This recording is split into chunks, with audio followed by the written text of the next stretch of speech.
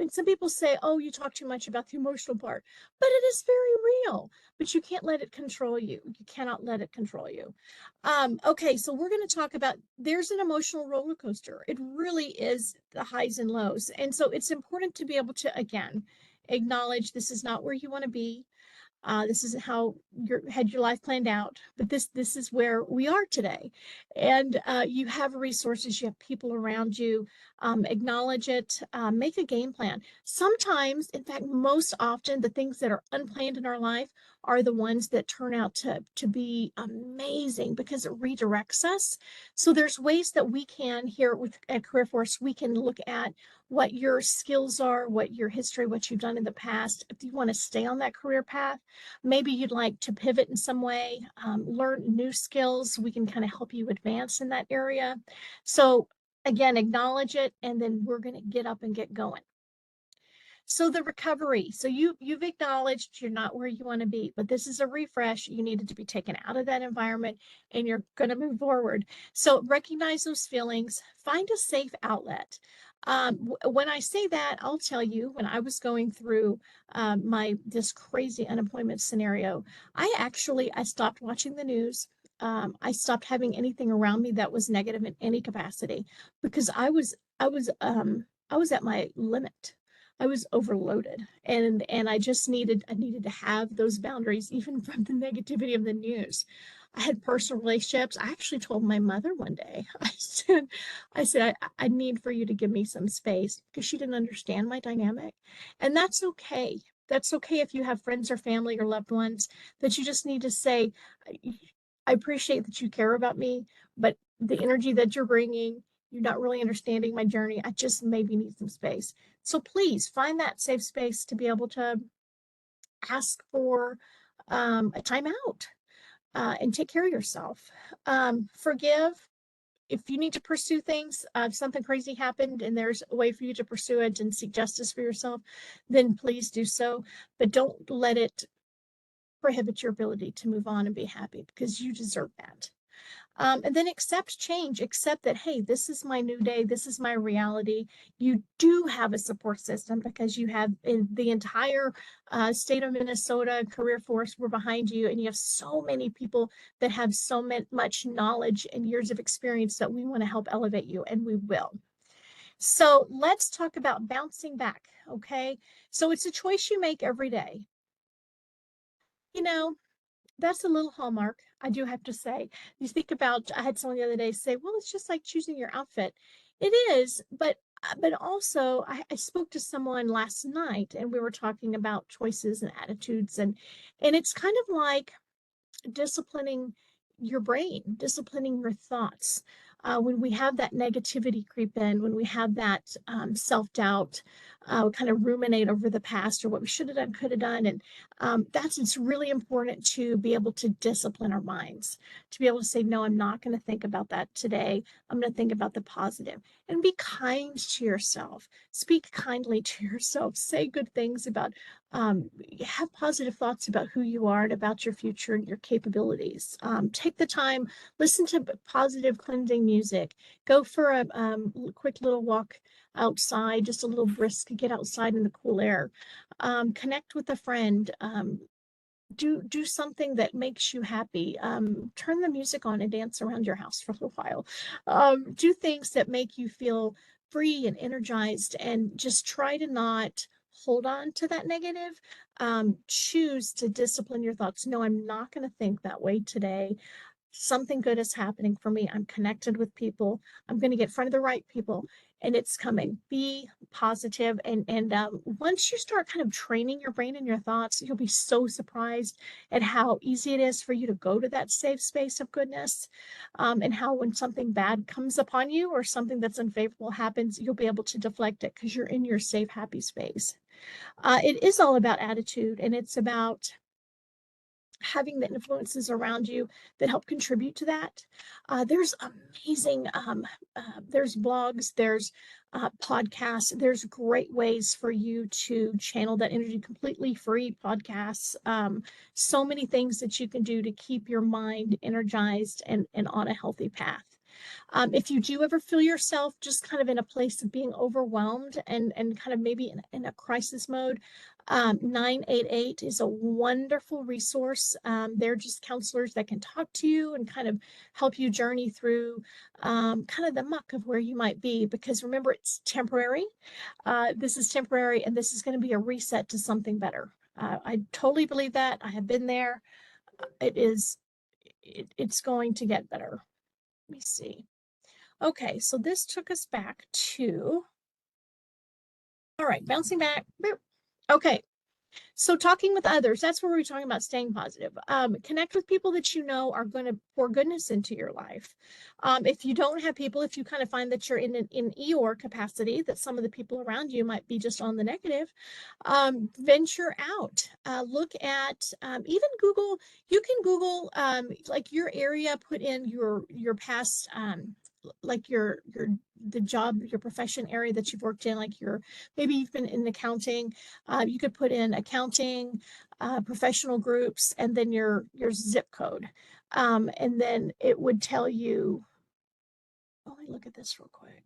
Yeah, then it would be able to tell you different people that are in your area as far as support groups and professional groups.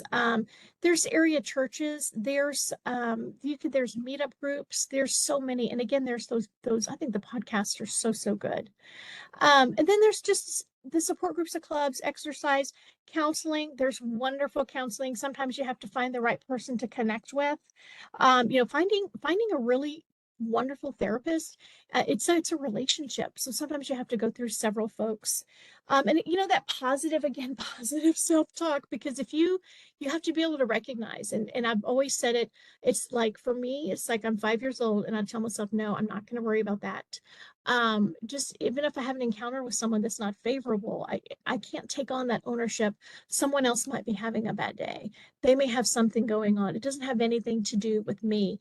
And I think when you're in that job loss, when you're in that in between, there's a kind of a bit of a paranoia that comes upon you, and a greater anxiety, where we may see things out there that are going on as being against us, when it's just the world and people trying to do their best. So again, that positive self-talk and getting yourself just kind of being streamlined to goodness, and good things are coming.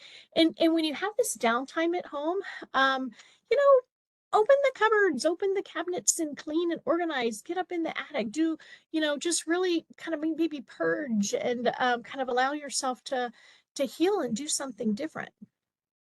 I am having a hard time with this slide. There we go. Okay, so the game plan. So what is the game plan for moving forward? So we do have, I don't know if everyone's taken, like the last time you took a career assessment. Is it Myers-Briggs, Briggs-Meyer? I always do a little dyslexic moment with that. These are some examples of, and we will be sending them to you in our email, examples of different types of job assessments, career assessments that you can do. Another one that's really great that I like, it's 16, so the number 16personalities.com. Please don't go do it now. I would recommend doing any type of career assessment just in a quiet environment without a lot of background noise. You're not in a hurry. Your phone's not going to go off, just so that you can just give raw, authentic answers so that you can get good feedback. The career assessments can be amazing because it can show you different ways to pivot your job if you hadn't thought about certain areas were of interest. And then also these sites have amazing ways to look at other careers that you might not have considered either, that are related to what you're currently doing or what you had been doing. So one of the emails the email that's going to come through will have links to the Career Force site that has online tools. The online tools section is just really, really, really wonderful. That has different areas on the toolbar. It shows you how you can get into different interests and skills assessments. I cannot recommend highly enough really perusing through that Career Force site. And then My Skills and My Future, that is another one of the links that we're going to send to you. Lots of good stuff there to be able to kind of engage and kind of play around with the possibilities, the skills that you have, how they could transfer into something else. Something else we've noticed is that back in the day, when you would look at someone's job title, that really did tell you, just in those few words, what they did. But I don't know if y'all have experienced this today, but now it seems like when we look at a job title, it doesn't relate at all to what the job is. And the real problem with that is if you're targeting a certain company you want to work for and you're perusing what jobs they have open, you might totally skip over a job that could just make your soul happy because the job title didn't appeal to you. So I think it's really important to also, in some of these pages that we're going to send you these links, it shows you the different types of how to research and look at the different job titles for the different types of jobs you want to do, because the title doesn't really match the description any longer. So that's just kind of like a random thing that we've noticed. And then what about, how do you prepare for the job hunt? So we need to understand the importance of being organized. Oh, there's one gal, bless her heart, she loves Excel. And Excel and I have a not the best relationship, but I'm improving on it. I'm open to learning from Excel. But for her job search, I'll never forget, she had a gorgeous Excel spreadsheet where she kept all of her contacts and everything that she'd done in a day. You don't have to be that meticulous. If that's your skill set, then that's amazing. But if you'll just grab like a spiral notebook, just anything where you can, like I would put the date at the top, and just in what do you do in that day? What do you find if there's a certain, maybe you apply for a couple of jobs, maybe you make a couple of connections, you jot down those people's names, who did you talk to, their phone number, information, so that you can go back and you can keep track of that information. Not only if the UI could reach out and they could ask for you to give them examples of your job search, but this is also a great way for you to keep up with, maybe like, just one second, maybe like a week from now, you're like, oh, who did I talk to last week about such and such? You can go through your spiral notebook and you can find that. All right, Miss Jenny. Hi, we just have a few questions that came in. Yes, ma'am. First question was, I am really trying to replace a part-time job from home. Is there much resources and help for finding connections for this type of role? For part-time work, so absolutely, there are resources at your local career force. And then and it also depends on where you live. Like for me, because I'm just super southwest rural Minnesota, I recently have had a part-time job, and it's really hard for me to find anywhere to go because there's no employers out here. There's few. So it depends on where you live, but absolutely we could talk to you about who we know and what we know, and help you with your resume and how to target things. And absolutely, 100%. Yeah. And then you had mentioned something about counseling on one of the slides. It said, this question is there any counseling discounts, et cetera, that are available since after we left, lots of us don't have medical? That is a wonderful question. So the first thing I would do on that is I'd connect with your county to talk to them about what resources they have. I also wonder, I don't know if our dislocated worker program covers that. I know they cover things like with like gas cards and bus passes and things, but I would start with the local county. That's where I would go. And you could call also 211. That's the United Way. They have amazing resources. They may know of something, but even just to Google free counseling resources, you might be surprised at what you find there. Good question. And then the last question is, I am 61. What are my chances of finding a job? I think your chances are great. It of course it depends on what you're wanting to do. We've had a wave of, they've called it a silver tsunami, where some of the people that have been at the top of their career, or where they're ready to looking at the big retirement the next few years, or people have been let go, that have had a great success rate with jumping back in and finding a position. There's a lot of things to look at. You have to look at what you were doing previously, kind of be realistic. If your past position you were in, if you were in that role for several years, just to know that you may have to come in at a lower salary. Absolutely. I think that there are great opportunities for you, and we would be happy to connect with you and talk about that. And even if you wanted to connect with me afterwards, I'd be happy to talk with you about that as well. Do not let age be a deterrent. I know it feels, I know because I've kind of let my hair go silver. And I remember, which means, I'm getting older, and I've really embraced it. But I'll tell you, I have been, had phone interviews and had great dynamics, just great energy with people over the phone. And then I've gone in for an interview, and I just walked in the room and I saw people go, oh, because they said, oh, she's older. So I mean, that's very real. So I understand your concern. I've experienced that myself. But it's about getting in front of the right person, making the right connection. The person who's my supervisor now, he's like a few years older than myself, and he had some experiences similar to mine, and that's what allowed us to connect. But I had to have multiple interviews with different companies and organizations before I found that. So yes, 100%, 100%, you'll be able to find something, and we would be happy to help you. Preparing for the job hunt, please just have some sort of a notebook, a system, a way that you keep up with what you're doing, who you're contacting, your daily activity, just so that you can go back and reference information. And just be patient with yourself. It's not going to happen all at once.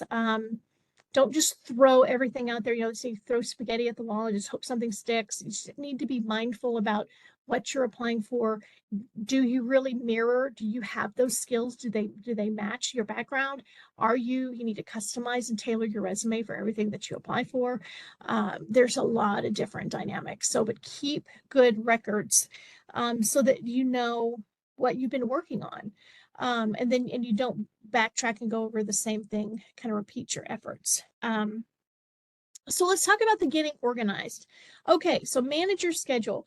I'm not going to lie. There were times when I would just kind of have a pajama week. I mean, let's talk about that.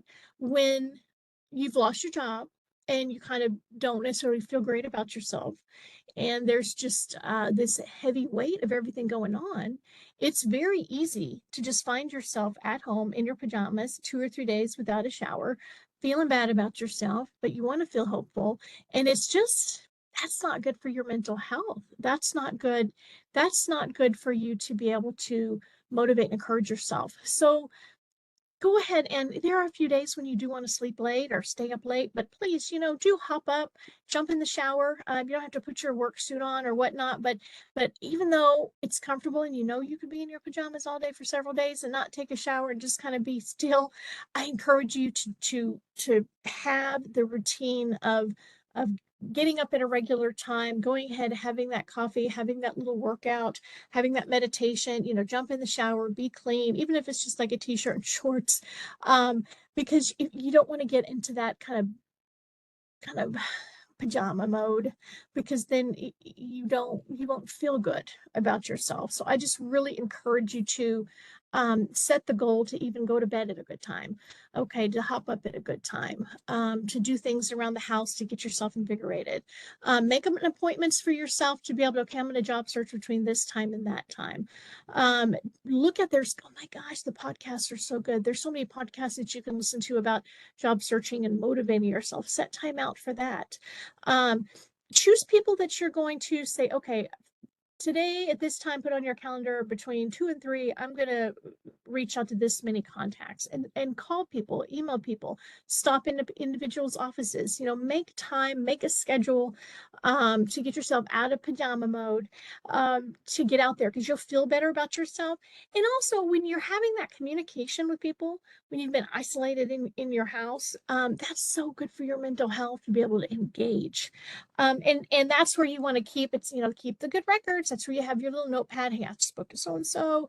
We discussed this. I sent so-and-so an email. And then when are you supposed to follow up with folks? That's important too. So it's just super, super important. Oh my goodness, the passwords and the username. So when we're applying for a job is so much more labor intensive than having a job. Sometimes I remember the applications. Some companies, the process of filling out the application online, it's hours, hours and hours. And so try to keep a record of, okay, at this company, this was my username, this is my password. Write that stuff down so that you don't kind of have a brain lapse. It leaves you because each company requires a different password, different information. So sometimes I would take pictures of things in case I lost my piece of paper. But just please maintain and manage a schedule. Get out of pajama mode.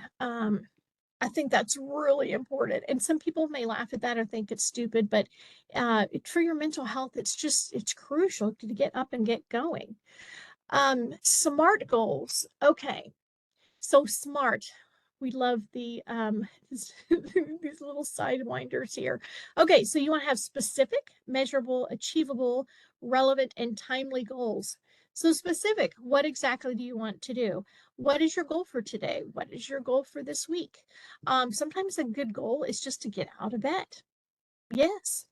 What is measurable? So how will you know you're on track to complete your goal?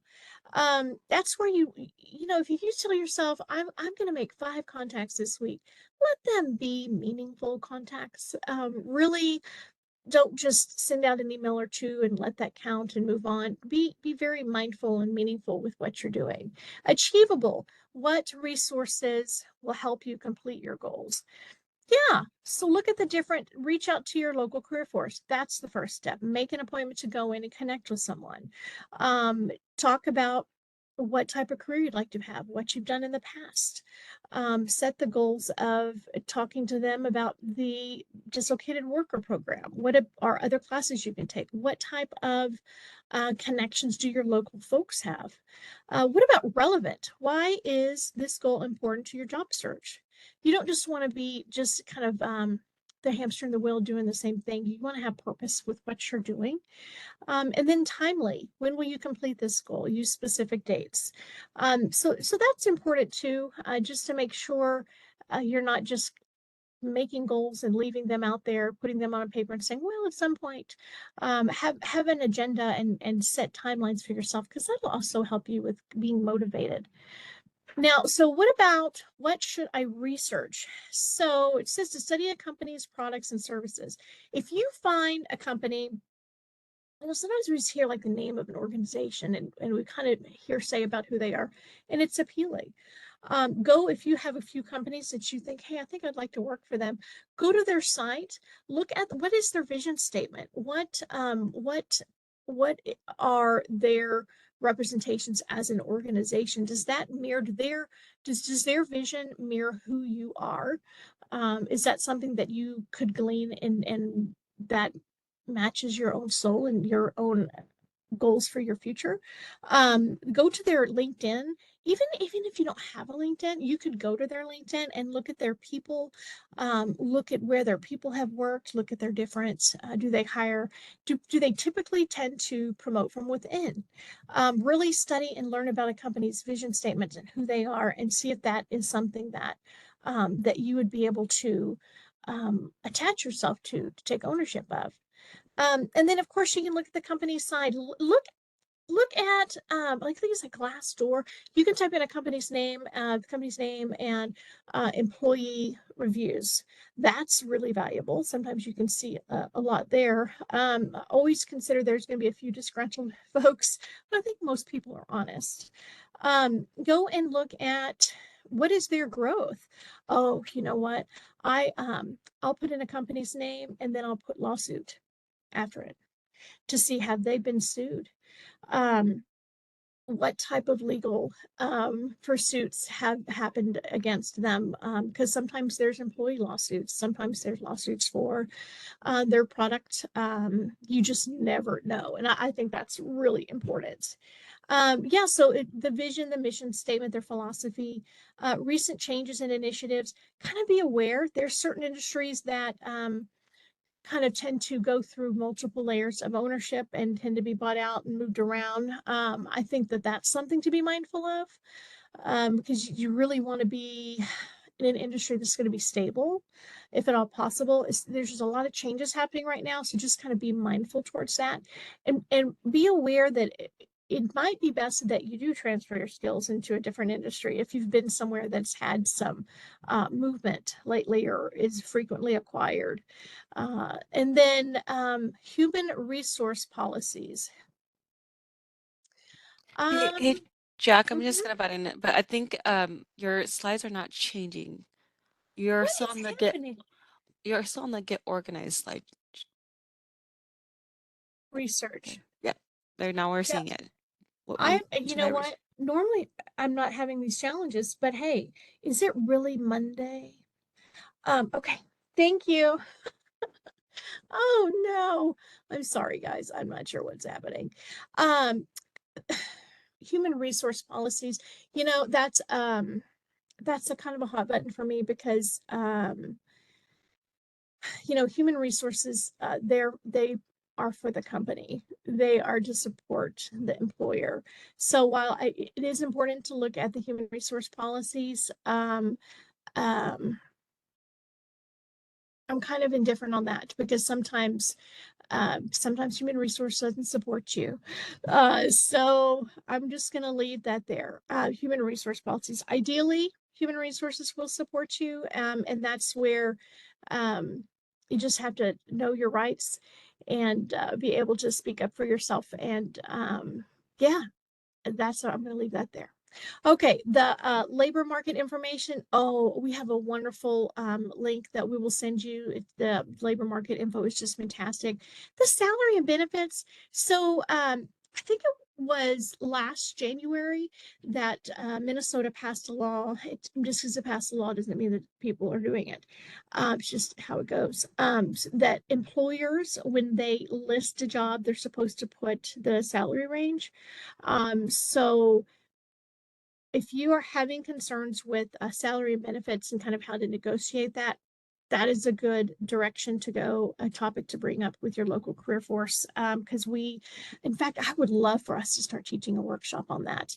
But we have some folks that are really, really great about those negotiations and whatnot. Let's see if this is going to go. Are you going to go, buddy? Oh, it did. Okay. So where should I research? So this is where you want to go. Like I mentioned earlier about go to the company's website. Um, and go to Google, go to whatever search engine again, and put in the um, company name, employee reviews, company name, lawsuits, company name, uh, recent growth, company name, recent mergers. Just be as creative as you can because you just never know what you'll be able to pull up. Look at the different, yeah, if there's press releases, well, put in the company name and then press releases. There's library references. Oh no. Um, so those of us that couldn't, back in the day when we had research papers and things to do, we had to do the Dewey Decimal System, library reference, librarians. I'm just gonna leave that there too. So LinkedIn is so good. Literally, you can put in Google. I love doing a Google search with like the job title that I'm looking for, and then I'll put in LinkedIn, or you can do the job title Minnesota and then LinkedIn, and then bring up people that are doing those types of jobs and their companies, and then I like to go and kind of I'll say investigate. I was going to say stalk, but that's not a good word. But investigate to be able to go and look at those people and see what is their education, what type of certifications, licensures, what type of classes have they taken, where had they worked in the past.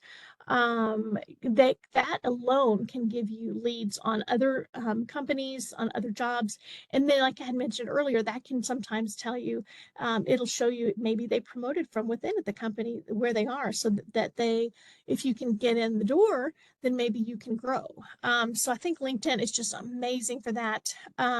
Just investigate. Also, when you see a job posted, even if it's on LinkedIn, especially any third-party search engine like Indeed, please go directly to that company's website and make sure that it's a viable job, that it's posted and available. But B, I would apply directly on the company site as opposed to LinkedIn. You can do both. Career information websites, kind of discuss that. Informational interviews, conversations, your network, local career force. So a lot of this can be, the informational interviews and conversations, that's one of the things that all of this can be covered with your local career force. If when you find your person at your local career force, it's just amazing that you connect with. You'll have incredible conversations, and they'll be able to plug you in and connect you. I see a lot of good luck to you. Headed to an interview. Go get them. Have a great interview. Okay, I'm gonna see. Okay, now it's switching. Networking card. Oh wow.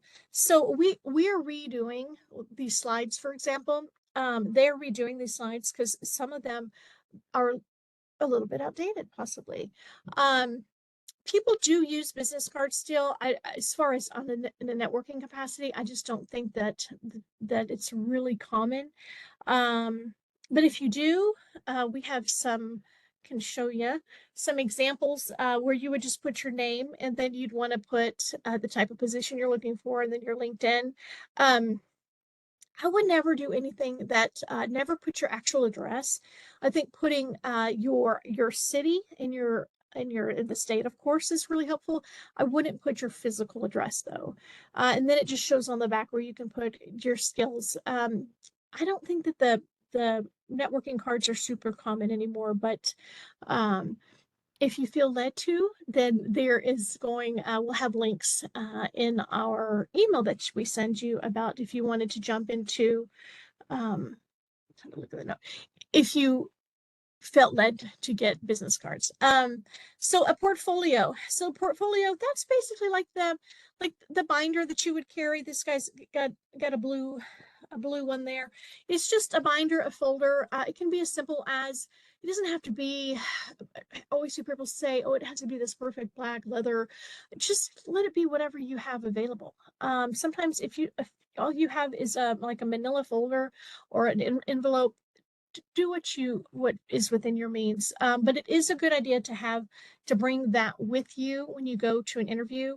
One of the examples we have is one of my coworkers had gone to an interview, and when she arrived, they told her, oh, we're sorry, we're gonna have to reschedule. Their computer system had shut down, and they didn't have, before it shut down, they were unable to actually print out her resume, so they weren't prepared for the interview. But she thought ahead, and she had 5 or 6 copies of her resume with her, including her cover letter. And so she was prepared. And that spoke volumes before the interview even started. And then it just, as soon as I said that, before the interview started, everything about your connection to the employer is part of the interview. So even just answering the phone in your phone conversation, your tone, how you carry yourself over the phone, when you walk in the door and you say hello and you greet the receptionist or whatnot, that's part of the interview. So just kind of keep that in mind. But absolutely, bringing just even just like a literal, just manila folder is fine. But do bring copies of your resume so that you can be prepared. And then some people say to go ahead and bring a copy of your references. That's absolutely, isn't anything wrong with it. But yes, please do bring a portfolio. Please don't go in with your cell phone and be on your phone at all, period. Please, please, please. That can be such a huge turnoff. I appreciate that phones are the way of technology, and that it's just how everyone communicates now. It could be a game changer with you being able to be hired or be taken seriously. I am going to make another comment. I'm going to do a little commercial here. I'm going to jump in. When you are job searching, it is important that your voicemail, you need to have a voicemail that is professional. I have heard some crazy voicemails, and that can turn off a recruiter. It can turn off someone that's trying to call you and talk to you about an opportunity. Please make sure that my thing, my screen advance froze already. Please make sure that your voicemails are empty, or at least that you have room to be able to receive a message. Listen to your voicemails. Please return calls. I'm going to have to take a drink of water. 1 second.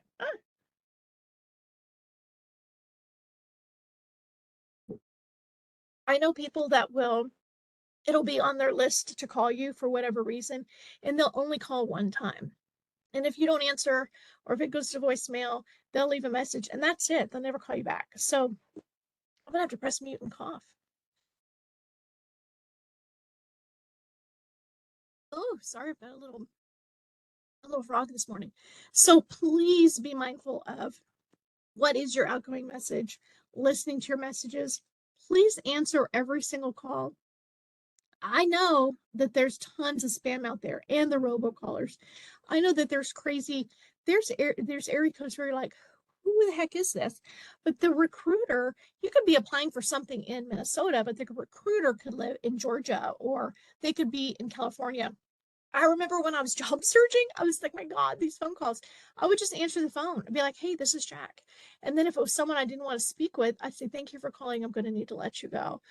And I would just hang up. I wouldn't be rude, but I would go ahead and disengage and then I'd block them. Please answer all those calls. And also, oh my gosh, I call and talk to so many people every day. There are people that when I call them, they're like, what? What do you want? Who is this? Really aggressive. If you're looking for a job, and if a possible recruiter, if someone wants who was intrigued by your resume, if you speak to them like that over the initial call, there's no way they're gonna invite you in the office. So I get it. It's so annoying to get constant phone calls from people trying to scam you and different things, but please remember you're always on stage. The interview is always happening. Please present yourself in a way that's professional, inviting, and also for your emails. If and I haven't looked at anyone's emails, but I can afterwards and send you a note. If I talked to a guy the other day, bless his heart, his email was like hot Harley dad. And I said, "Oh, that's really lovely." But for for job searching, if you have anything that's kind of sassy or kind of expresses a lot about your personality, that's not what you want to have professionally. If you have your year of your birth in there, no, I would that's not a go. I would encourage you to create another email that's specifically for your job search. Because that's also part of the interview process. If you have just a really crazy email, that's going to turn people off too. Okay, so that's the commercial I was going to have in my conversation. Okay, is it going to go? Oop, there it goes. References. I have heard recently that because back in the day they would say that you need to put on your resume references upon request. I just don't even include it at all. If someone wants your references, they'll ask you.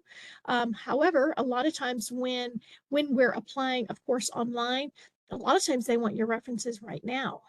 So if you do have to put your references down, please make sure that the people that you are including, that they have agreed and they know that you've asked them to be a reference. It's really important. Also, please make sure that that reference is applicable for the job you're applying for. The reference, maybe you're thinking of, okay, we're going to say Jenny. Maybe you're thinking that you would like for Jenny to be your reference, and you and Jenny used to work in retail sales, but now you're wanting to go into a different job of where you want to work in a scientific lab and you want to do specimens and different things for a hospital. Well, how is Jenny going to be able to talk about your medical skills and your knowledge and different things? It may not really be transferable, that reference may not be applicable. So just be mindful there. My gosh, I'm sorry. Be mindful there of did I tell the reference? Did the reference agree? Does this reference have any is there any correlation between the job that I'm applying for? So that's really important. And then, think about it. Reference doesn't just have to be your past supervisor. I will tell you with the state, when you apply for a job with the state, they do have to talk. They must speak with two prior supervisors. But it could be anyone. It could be someone that you had, like a client, someone that you had provided services for. Could be someone that you worked with directly. There's so many different people that have engaged with you in a professional capacity that could be a reference. But really think about the type of job that you're applying for and how it would be applicable. Oh, I'm sorry, I'm kind of puttering out here. Oh, is it going to advance? Oh, it advanced too much. Okay, so we're going to do our little checkpoint. So we've discussed today just about recovering from the job loss. It's so important to acknowledge it. Don't camp out there. Something better is coming along, something that'll be a refresh, people that you'll be able to connect with and have fellowship. Just do one day at a time. Be kind to yourself. Face the challenge every day. Don't beat yourself up. Just hop up. Don't be a pajama person. Not that there's anything wrong with pajamas, but I mean, don't camp out in your pajamas every day. You know, take the shower, get up, get going, be positive. Have a positive attitude, be encouraging towards yourself. Have a plan. What am I going to work on today? Be organized and purposeful. Think about what your goals are. Set your goals. Look at what you want to look at and research. Think about what you're going to take to the interview and even you can even practice before you have an interview. You can, it's sometimes, as silly as it sounds, just talking out loud to yourself about introducing yourself and your goals and your skills and just saying them out loud. Please have multiple people look at your resume. Please connect with your local career force. There's just so many. The podcast, I love the podcast. Please start looking at different podcasts. But just get up and clean yourself up and control your thoughts in your mind and be excited about the future. I mean, this is January. Companies that, the election has ended. They're moving forward. People are rebuilding. They're ready to jump into their budgets, and this is a great time. So that's what I wanted to kind of feel like today has been an interesting, between my coughing and my technical challenges. Okay, Miss Jenny, talk to me about. it's been an eventful workshop. Yeah. So we do have a few questions that have come in. The first question is, should we limit how many times we apply for a job at a specific company? Just asking because some companies just send rejection emails. Oh, that's a really good one. I think that have you tried to get in touch with a recruiter?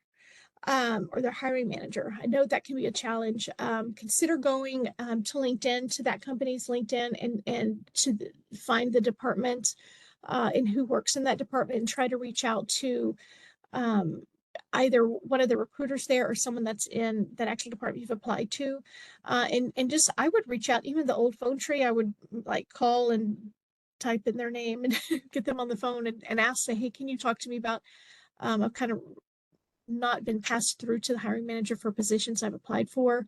And I would just ask. I would continue to apply at the companies. Be mindful that you might need to work on your resume. Maybe that's why it's not going through, and that's something we can do with the local career force. If you've actually interviewed at a company, if you've interviewed at a company, they didn't hire you, but then they have other positions available, I would absolutely continue to apply.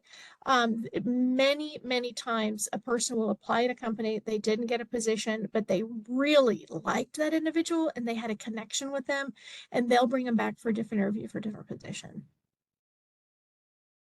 Okay. The next question is, do we make appointments? Oh, wait, I already answered that question. Can you address what to wear for interviews, as it seems people have become more casually dressed? How do we know what is appropriate, especially for mid to lower end jobs? In the past, you would wear a suit, but this isn't appropriate except high-end professional jobs. That's a great question. First thing I want to say, please do not wear any type of fragrance, any perfume, any smelly lotions, and any fragrance whatsoever. Um, People are dressing more casual.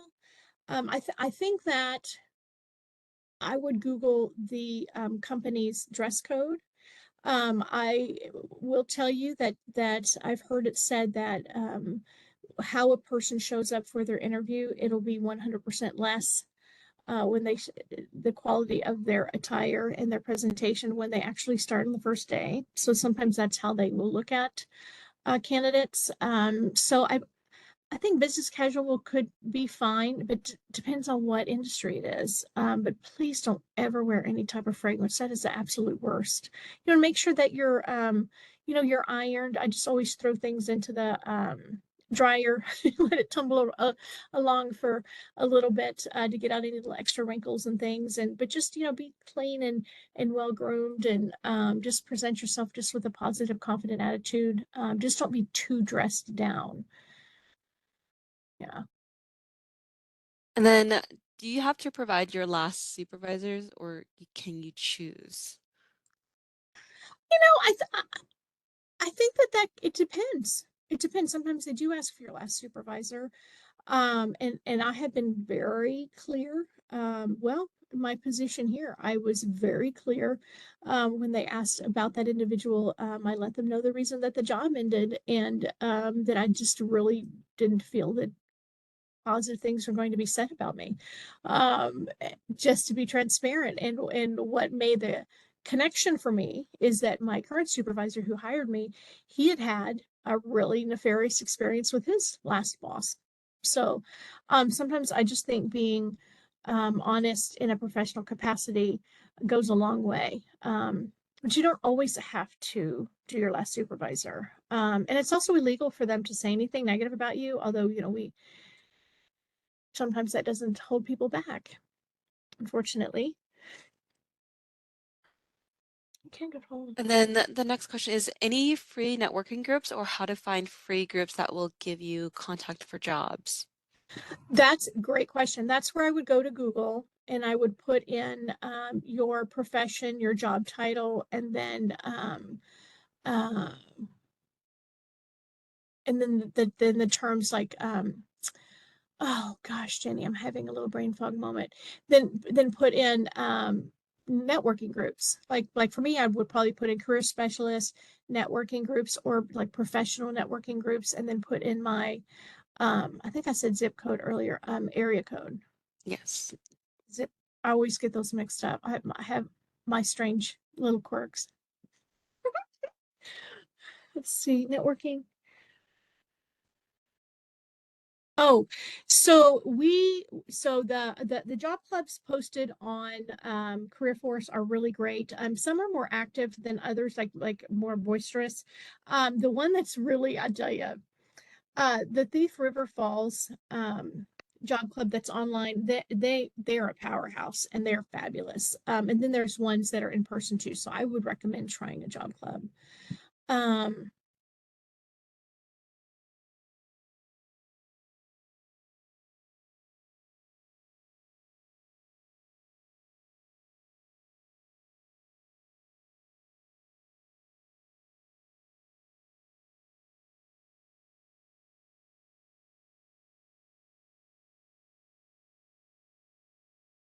Compared to the job I do now, like it's the job that I moved to Minnesota for, just did not go the way I wanted it to. And it's actually, um, I had some symptoms from menopause that was causing me some Within major 3 months. challenges. Oh, I can't hear you.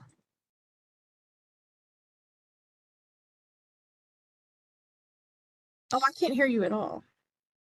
Hello? Jack, can you, are I you, can, but it's jumping around. But I just wanted to make this little the craziness of this. The job that I moved to Minnesota for, it was bizarre because I had some menopause symptoms and it was causing me some challenges.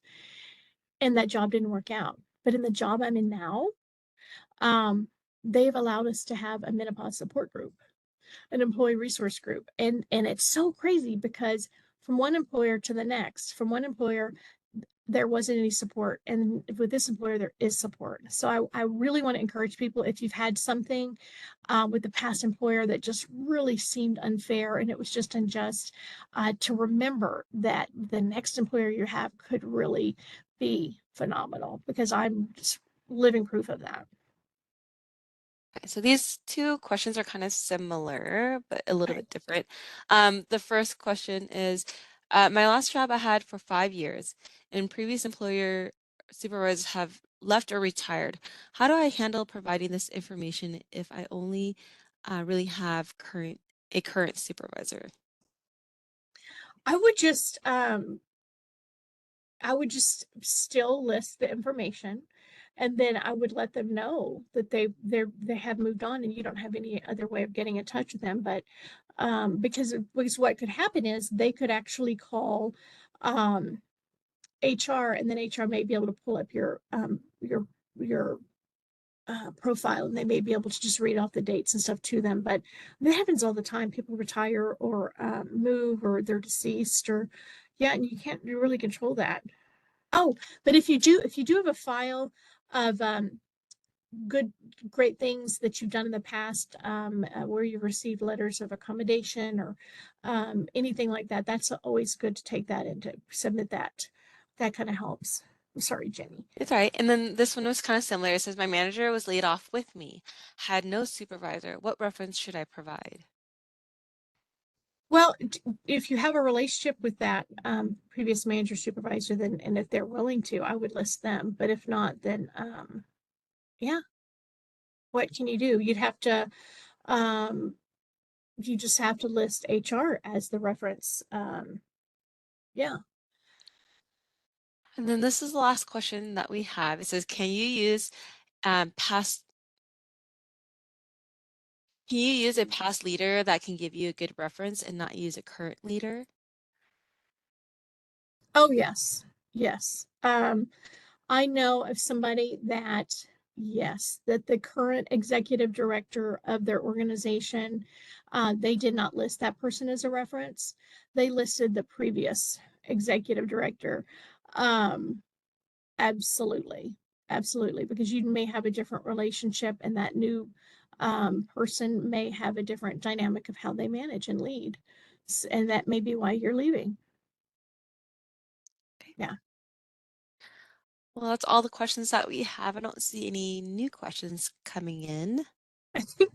So bad sound. You know, there was Jenny, there was a time when you were talking maybe a couple of minutes ago where it did get garbly. So see, today is just something is strange. I think the most important thing, like for example, with this workshop today, there's been some bizarre things that have happened. And you know, you just roll with it. You say, well, here I am, and I'm just gonna do the best I can, and I'm gonna keep going. And we did it, we made it together, we made it happen. You know, I could, if this had happened to me 5 years ago, I probably would have been horrifically embarrassed or upset. Or my crazy perfectionist neurotic self would have said, that's it, I'm done. And I would have like had a meltdown. So, and I tell you that because you're evolving. We're all evolving. You are not where you want to be. This is not ideal. But you know what? It is building and shaping you to be able to take on and to be phenomenal in your next position. And if the cray cray of my past hadn't happened, I wouldn't be the person I am today, where I can have a legitimate conversation with you. I can make mistakes. I can admit faults, but I'm still here and I'm still present. I didn't get mad and leave, or get embarrassed. And you know, so allow yourself to be a human. Please be kind to yourself. Please get rid of the negative thoughts. That's so important. And where you are today is temporary. And we're so happy that you're here. Please connect with your local career